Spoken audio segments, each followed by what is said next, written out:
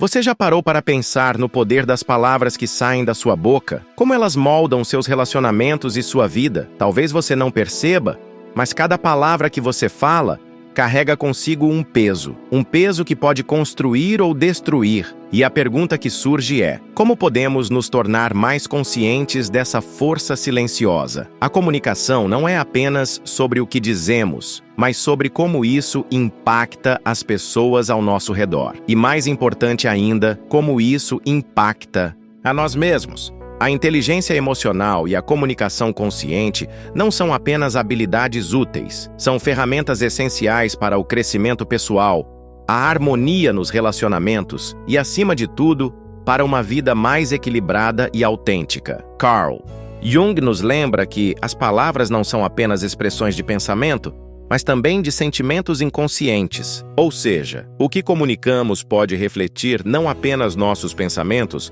mas também os aspectos mais profundos do nosso inconsciente, os aspectos que nem sempre estamos cientes. Por isso, ter domínio sobre nossas palavras é, de certa forma, um reflexo do nosso domínio sobre nós mesmos. Em nossa jornada de autoconhecimento, muitas vezes nos deparamos com atitudes impulsivas, palavras ditas sem reflexão e até comportamentos que nos impedem de evoluir. E é sobre isso que vamos falar hoje.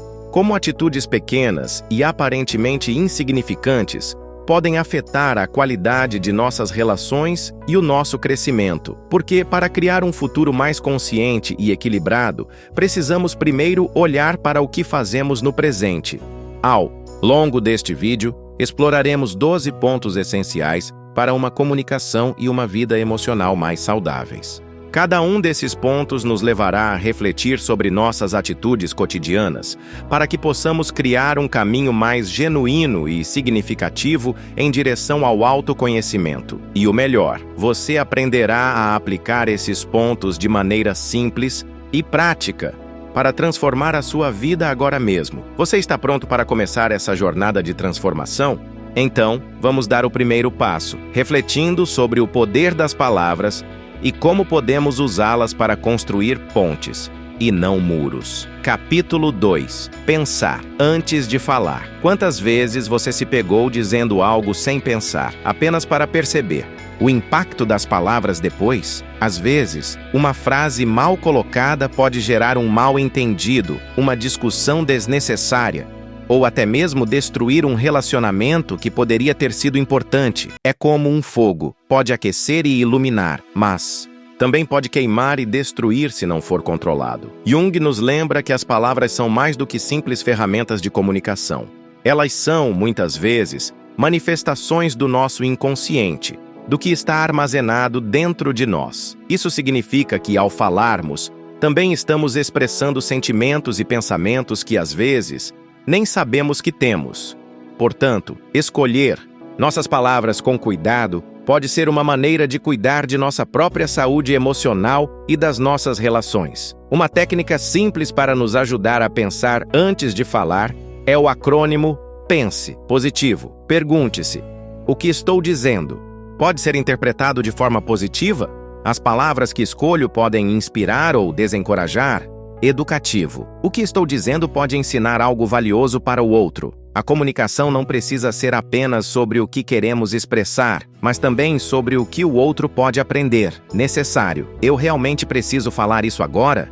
Às vezes ficamos tentados a falar por impulso, mas é fundamental saber se aquilo que vamos dizer é necessário no momento. Sincero. Estou sendo verdadeiro com o que estou dizendo? A sinceridade gera confiança. E a confiança é o alicerce de qualquer relação saudável. Educado. Mesmo que o que eu tenha a dizer seja importante, estou transmitindo isso de uma maneira respeitosa e cuidadosa? Quando usamos o pense antes de falar, estamos não apenas cuidando das nossas palavras, mas também cultivando uma comunicação mais consciente. E ao fazer isso, não só melhoramos nossos relacionamentos, mas também damos um passo significativo em direção ao autoconhecimento. Você já parou para pensar se suas palavras têm sido construtivas ou destrutivas? Qual seria o impacto de começar a refletir mais antes de falar? Lembre-se, o que você diz não apenas reflete sua mente, mas também molda sua realidade. E como Jung nos ensina, quando começamos a entender o que realmente nos motiva a falar, podemos aprender a nos expressar de forma mais autêntica e poderosa. Agora, pense um momento. O que você pode começar a mudar nas suas palavras hoje? Capítulo 3. Mentiras. Mentir é uma prática que pode ser sutil, mas seus efeitos são devastadores. Imagine um castelo de cartas. Cada mentira que contamos é uma peça que, aparentemente, não tem grandes consequências. No entanto, ao longo do tempo, essas mentiras começam a acumular e o castelo começa a ruir. Uma mentira aqui, uma omissão ali, e logo a confiança, que é a base de qualquer relacionamento, desaparece. Carl Jung nos ensina que a verdade não apenas ilumina nosso caminho, mas também revela o que está escondido em nosso inconsciente. As mentiras, por outro lado, criam sombras, partes de nós mesmos que tentamos esconder da luz da consciência. Quanto mais mentimos, mais nos distanciamos de nossa verdadeira essência e mais construímos um muro entre nós e o mundo ao nosso redor. Existe uma diferença significativa entre pequenas mentiras ocasionais e o hábito constante de mentir.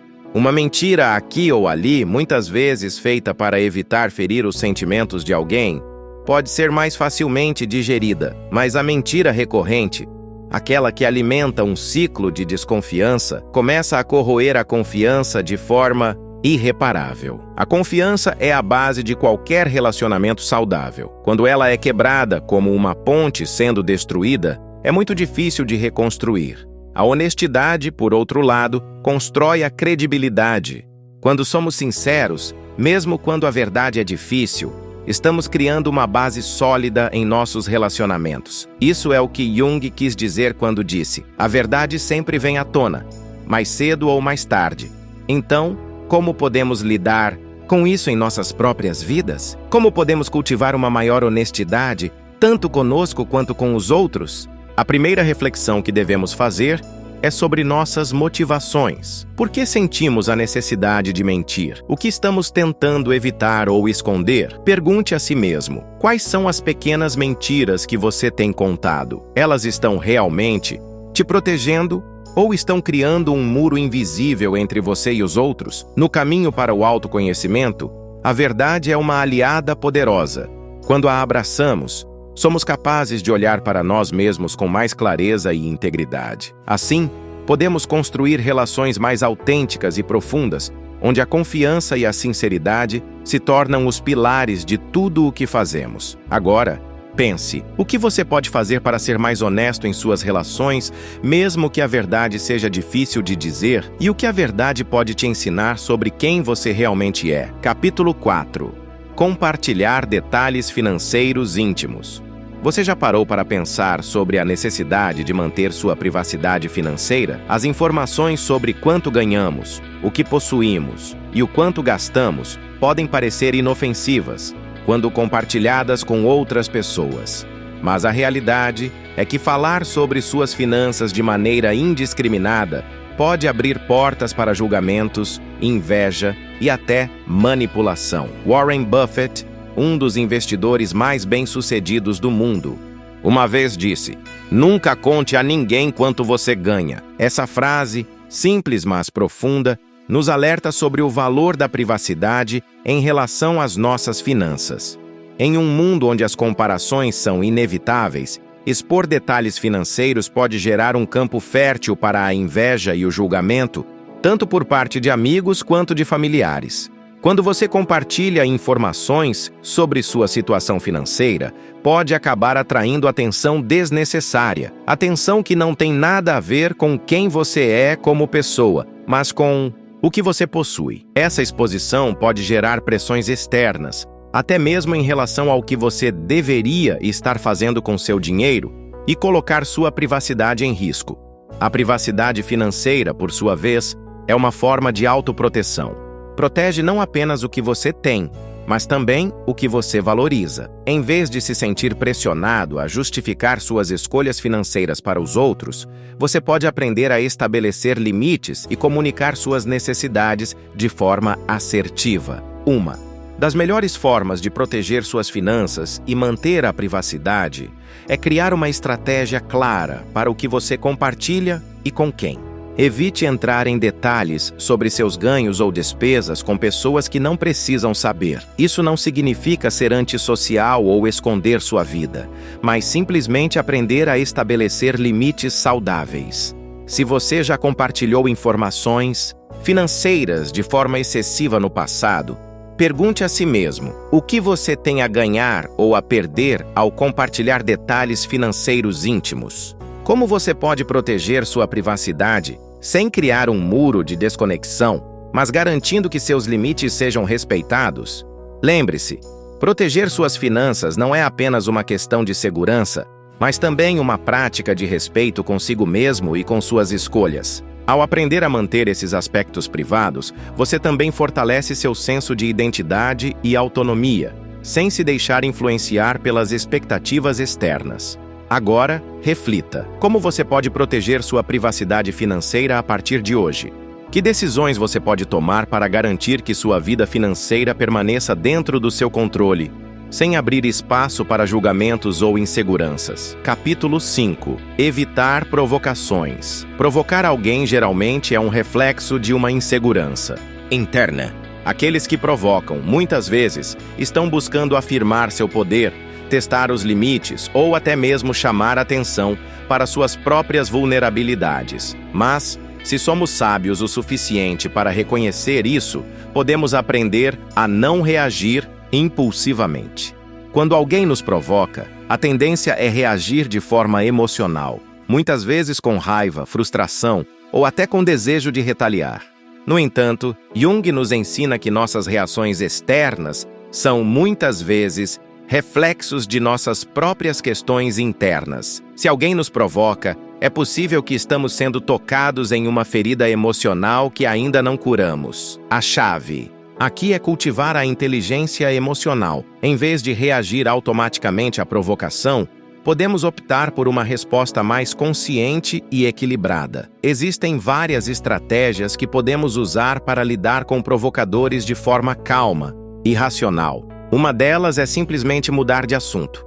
Quando alguém tenta provocar, podemos redirecionar a conversa para algo mais neutro, o que ajuda a neutralizar a tensão. Outra estratégia é usar o humor. O humor tem o poder de desarmar a situação, dissipando a negatividade que a provocação traz. E, se necessário, podemos escolher dar uma resposta calma e educada, sem se deixar envolver emocionalmente. Jung nos lembrou que o que me irrita nos outros pode ser o reflexo de algo não resolvido em mim. Então, cada vez que você for provocado, pergunte a si mesmo: o que essa provocação está tocando em mim? O que ela está tentando me ensinar sobre minhas próprias inseguranças?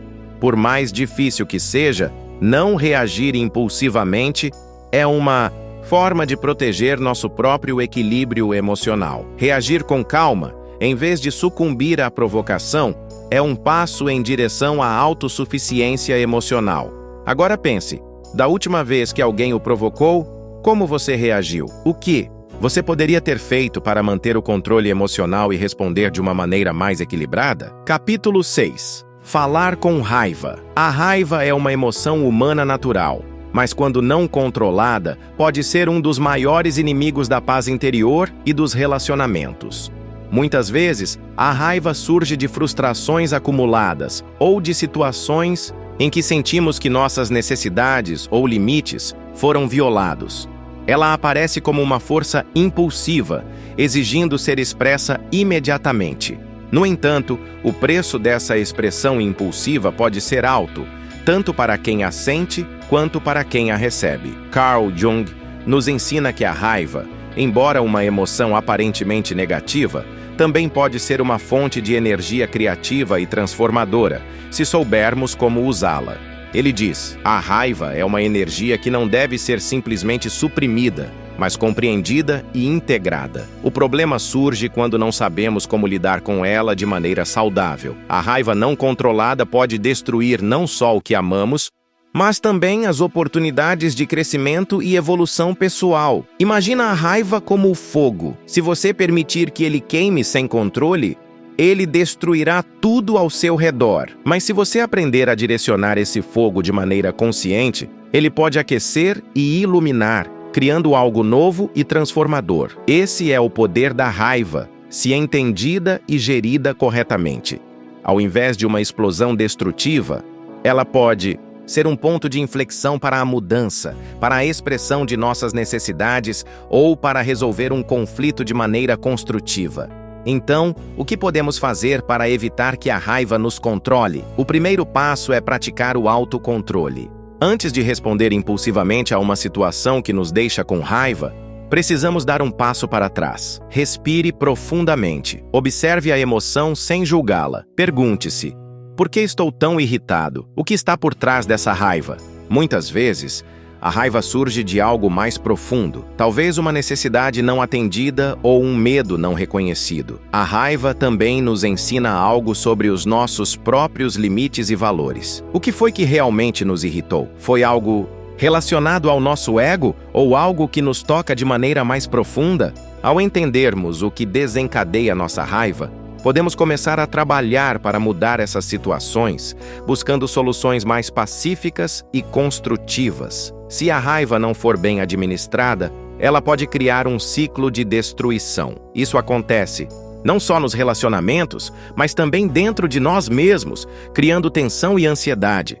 Por isso é importante lembrar que a raiva não precisa ser suprimida, mas sim transformada em algo que possa contribuir para o nosso crescimento emocional. Agora, pense um pouco. Quando foi a última vez que você sentiu raiva de uma situação?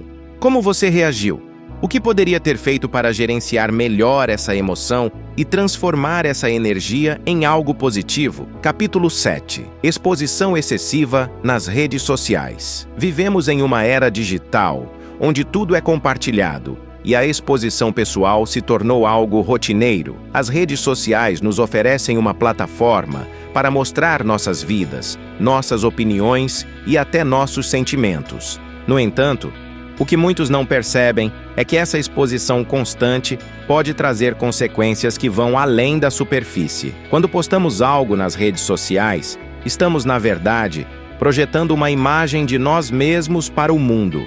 No entanto, essa imagem nem sempre é a nossa verdadeira essência. Carl Jung, em seus escritos, fala sobre a persona, a máscara social que usamos para nos conectar com o mundo. A persona é a parte de nós que se adapta às expectativas e normas sociais, mas muitas vezes ela esconde quem somos realmente. Essa desconexão entre o que mostramos e o que realmente somos pode gerar um distanciamento emocional e até uma sensação de vazio. Além disso, a exposição excessiva pode colocar nossa segurança pessoal em risco. Ao compartilhar detalhes íntimos de nossa vida, como nossa localização, nossos hábitos diários ou até mesmo nossas vulnerabilidades, estamos abrindo portas para possíveis julgamentos, críticas e até manipulação. O risco de ser mal interpretado ou de alguém usar essas informações contra nós aumenta significativamente. Jung nos alerta que, ao projetar constantemente uma imagem idealizada de nós mesmos, podemos perder o contato com nossa verdadeira natureza. Esse processo de desconexão com o self genuíno pode nos levar a uma vida de superficialidade, onde o reconhecimento externo passa a ser mais importante do que a aceitação interna. A necessidade constante de validação por meio de curtidas e comentários pode se tornar uma armadilha emocional. A chave para equilibrar nossa presença nas redes sociais é a autenticidade e a discrição. Isso não significa que devemos nos esconder ou deixar de compartilhar, mas sim ser mais conscientes do que estamos compartilhando e com quem. Pergunte a si mesmo: o que estou buscando ao compartilhar esta informação? Será que estou buscando aprovação ou apenas expressando algo genuíno sobre quem sou? Além disso, a proteção da nossa privacidade online é crucial. Ter perfis separados para diferentes esferas da vida, usar senhas fortes e ser seletivo com o que se compartilha pode ajudar a manter nossa segurança e bem-estar emocional. O equilíbrio é a chave. Ao aprender a estabelecer limites claros, podemos usar as redes sociais de forma positiva, sem comprometer nossa privacidade ou saúde mental. Agora, pense: como você pode encontrar um equilíbrio saudável entre o que compartilha nas redes sociais e o que mantém para si. Quais são os limites que você pode estabelecer para proteger sua privacidade e seu verdadeiro eu? Capítulo 8. Tirar sarro dos outros. Zombar de alguém parece ser algo simples, até divertido em algumas situações. Porém, o impacto dessa ação pode ser muito mais profundo do que imaginamos. Quando alguém tira sarro de outra pessoa, não está apenas ridicularizando a outra, mas também mostrando algo sobre si mesmo. Geralmente inseguranças, desejos de controle ou um medo de ser vulnerável. A zombaria, muitas vezes, é uma tentativa de superioridade, mas na realidade, revela uma profunda fragilidade interna. Carl Jung acreditava que a forma como tratamos os outros reflete diretamente como nos vemos. Ao ridicularizar alguém, estamos projetando uma imagem de nós mesmos que, no fundo, está repleta de medo e insegurança. A verdadeira força emocional e a verdadeira confiança vêm de um lugar de empatia, onde não há necessidade de rebaixar o outro para elevar a si mesmo. Zombar também é uma maneira de esconder a própria vulnerabilidade. Quando zombamos de alguém, tentamos colocar o outro em uma posição inferior para não enfrentarmos nossas próprias fraquezas. No entanto, a verdadeira empatia vem quando conseguimos olhar para o outro com compaixão e entender que todos têm suas próprias lutas e desafios. Jung nos ensina que, ao fazermos isso, podemos curar nossas próprias feridas emocionais e criar conexões mais profundas e significativas. A empatia é a chave para evitar as zombarias e, em vez disso, cultivar um ambiente de respeito e compreensão. Isso não significa que devemos ser excessivamente sérios o tempo todo, mas que podemos usar o humor de maneira saudável e construtiva. O humor não precisa vir à custa de outra pessoa, mas pode ser uma ferramenta de união, não de separação. Se você já se viu zombando de alguém, pergunte-se: o que essa atitude diz sobre mim? O que estou tentando esconder ou provar? E como? Posso, em vez de ridicularizar, usar a empatia para criar uma conexão mais positiva? Capítulo 9. Compromissos vazios. Vivemos em um mundo onde as promessas estão em toda parte, tanto nas nossas interações pessoais quanto profissionais.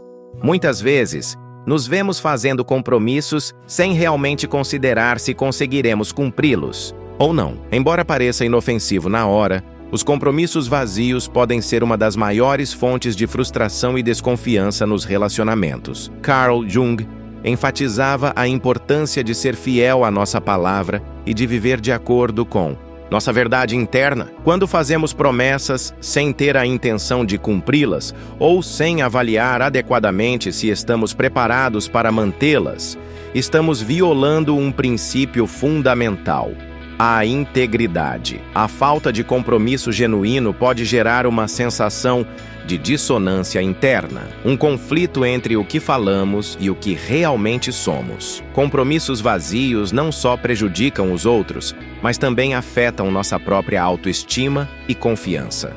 Quando falhamos em cumprir uma promessa, começamos a questionar nossa própria capacidade de manter a palavra dada. Isso gera um ciclo de autocrítica, onde nossa imagem e reputação começam a se deteriorar. Ao pensarmos antes de fazer uma promessa, estamos protegendo nossa integridade e respeitando tanto os outros quanto a nós mesmos. Carl Jung, em seus escritos, sugere que a consciência de nossas limitações e a aceitação de nossas falhas é uma parte essencial do processo de individuação. Quando somos realistas sobre o que podemos ou não fazer, estamos sendo verdadeiros conosco e com os outros. É a partir dessa autenticidade que construímos confiança e respeito mútuo. A chave para evitar compromissos vazios é aprender a dizer não de forma clara e respeitosa. Muitas vezes, tememos desapontar os outros ou nos sentimos pressionados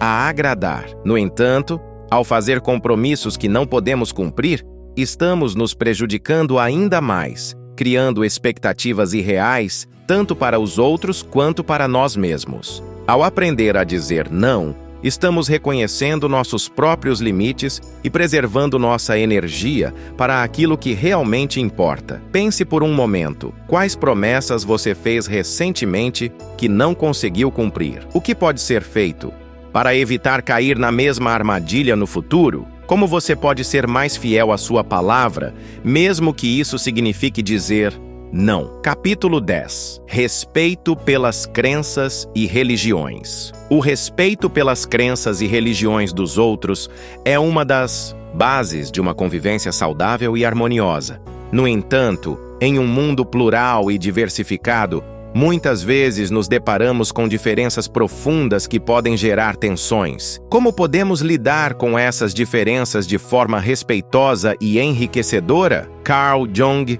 acreditava que as diferentes religiões e crenças são manifestações da busca humana por sentido e conexão com o inconsciente coletivo. Para ele, as crenças não são apenas sistemas de fé, mas também expressões de arquétipos universais que habitam nossa psique. Cada religião, cada filosofia, carrega em si um simbolismo profundo que nos conecta a algo maior do que nós mesmos. Jung via essas crenças como tentativas de alcançar a individuação, o processo de se tornar quem realmente somos. Ao respeitar as crenças dos outros, não estamos apenas reconhecendo sua liberdade de pensamento, mas também reconhecendo a pluralidade de caminhos que existem para a compreensão do mundo e do ser humano. Em vez de impor uma visão única, devemos aprender a ouvir e a aprender com as diferentes perspectivas. Como Jung nos ensina, não há um único caminho para a verdade. Ela é multifacetada e cada um deve encontrar o seu próprio caminho. Respeito pelas crenças não significa que precisamos concordar com todas as ideias, mas sim que devemos reconhecer o valor da experiência do outro. Em vez de rejeitar ou zombar das crenças alheias, podemos abordá-las com uma postura de curiosidade e empatia. Isso nos permite expandir nossa própria compreensão do mundo e das pessoas, além de promover um ambiente de harmonia e aprendizado. Quando encontramos divergências em nossas crenças com as dos outros, podemos recorrer à metáfora do jardim. Imagine que cada pessoa é como uma flor única, com sua própria cor e forma. Assim como um jardim é mais bonito e interessante quando contém uma diversidade de flores, nosso mundo se torna mais rico quando respeitamos e aprendemos com as crenças diferentes das nossas. Cada crença tem algo a nos ensinar, e o verdadeiro respeito surge quando somos capazes de apreciar essa diversidade sem tentar moldá-la a uma única visão. Agora, reflita sobre suas próprias crenças. Como você tem reagido às crenças dos outros? Tem sido aberto ao aprendizado ou tende a rejeitar as diferenças? Como você pode incorporar mais respeito e empatia na maneira como interage com aqueles que têm visões diferentes das suas? Capítulo 11. Não divulgar segredos de terceiros. A confiança é a base de todos os relacionamentos saudáveis. Quando alguém compartilha um segredo conosco, está confiando em nós de uma maneira profunda e vulnerável. Divulgar esses segredos sem o consentimento da pessoa não só quebra essa confiança, mas também danifica o tecido das relações humanas. Para Carl Jung, a confiança é uma das pedras angulares das relações interpessoais, e violá-la é um dos maiores danos que podemos causar a alguém. Os segredos, em sua essência, são como tesouros preciosos. Quando alguém nos confia algo, está nos entregando uma parte íntima de sua vida, uma parte que precisa ser tratada com cuidado e respeito. Jung frequentemente se referia a esse tipo de confiança como parte do processo de individuação, no qual as pessoas são capazes de se conectar com outras de maneira autêntica e profunda. Isso exige integridade e respeito pelas vulnerabilidades compartilhadas. Ao divulgar segredos de terceiros, podemos causar danos irreparáveis à pessoa que confiou em nós. A quebra de confiança pode resultar em mágoa, afastamento e até no fim do relacionamento. Mais ainda, a pessoa que divulga o segredo perde sua própria credibilidade e integridade. O respeito pela confidencialidade é, portanto, essencial para preservar tanto a confiança mútua quanto à própria reputação. A integridade, de acordo com Jung, é uma qualidade que deve ser cultivada internamente. Ao manter os segredos dos outros, estamos não apenas protegendo o outro, mas também fortalecendo nossa própria alma. Quando somos capazes de manter a confidencialidade, demonstramos nossa capacidade de respeito, empatia e honra.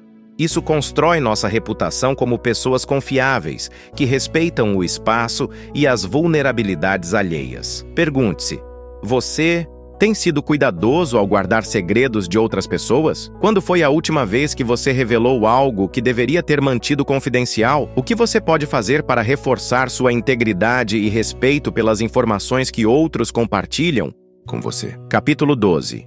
Não divulgar insatisfações excessivamente.